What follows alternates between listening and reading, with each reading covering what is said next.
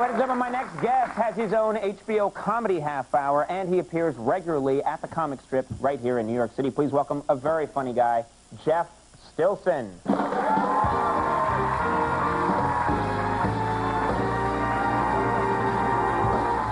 Hey, thank you. Always nice to be in the Midtown area. It's cleaned up now, you know. They've run all the prostitutes out of Times Square.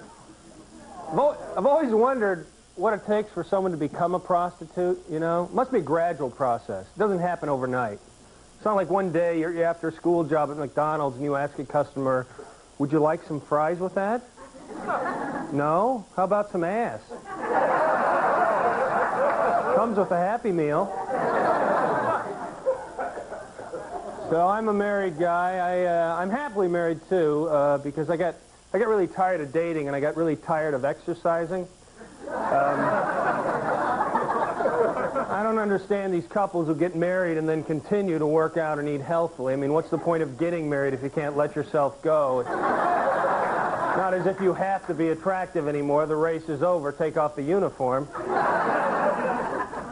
I should probably start exercising. You know, I've been putting on some weight lately. I have friends who work out like 5 or 6 times a week, you know. Life must be boring for people who work out that much, because every day when they wake up and look in the mirror, their bodies look pretty much the same. I, on the other hand, never know what apparition might take form in the rolls of my flab. Look, it's the Virgin Mary. No, it's Elvis. Of course, now there's another option, you know. Instead of working out, you can just get liposuction. Everyone's getting plastic surgery now. Old women are getting facelifts, breast implants, you know, liposuction. You know, that goes against nature. A little kid is supposed to run from his grandmother when she tries to kiss him, not cop a feel.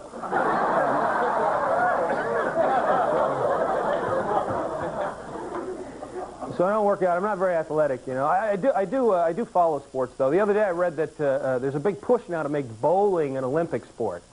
Yeah, bowling an Olympic sport. That certainly would add to the splendor of the games, wouldn't it?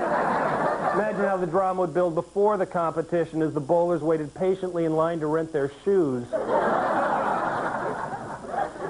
There's only one highlight in the Winter Olympics for me this year, and that was when that snowboarder who tested positive for marijuana, yeah, got his gold medal back.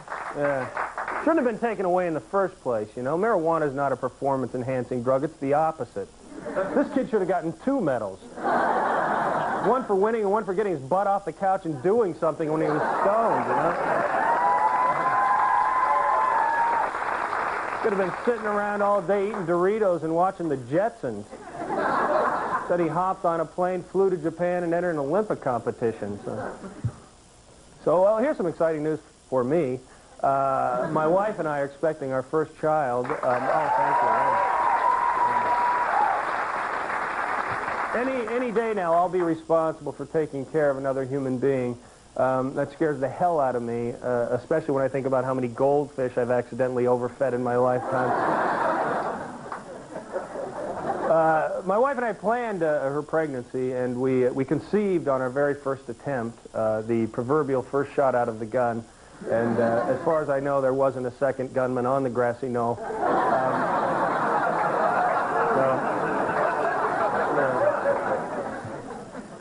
Of course, now with a kid on the way, there's a lot of pressure to keep the marriage together, you know. You know what they say the secret is to a successful marriage? Communication. I'm not sure if I believe that, though. I'm not so sure men and women are capable of communicating with each other. I think women have a better grasp of language than men. There are no synonyms in a woman's vocabulary. Every word has its own shade of meaning. I didn't say that I was mad. I said that I was upset. Maybe you should listen. That, by the way, is the "you're a moron" look. Women are much more verbal than men, though. That's why whenever you see an elderly couple together, it's always the old man who has the hearing aid.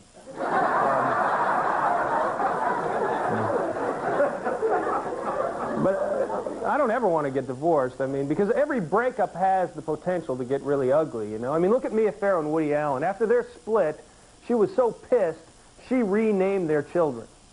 Renamed their children. I didn't even know you could do that. Well, you just sit the kids down and tell them, your father and I have decided to separate, and you're Bob now. Bob. Shut up and go to your room, Bob. Thank you very much. Good night.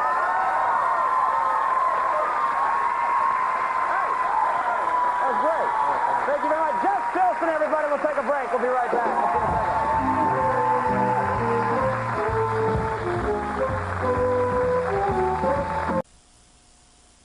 Okay, everybody, that's our show for the evening. We do want to thank all our guests. Stay tuned for later. We will see you tomorrow. Bye-bye.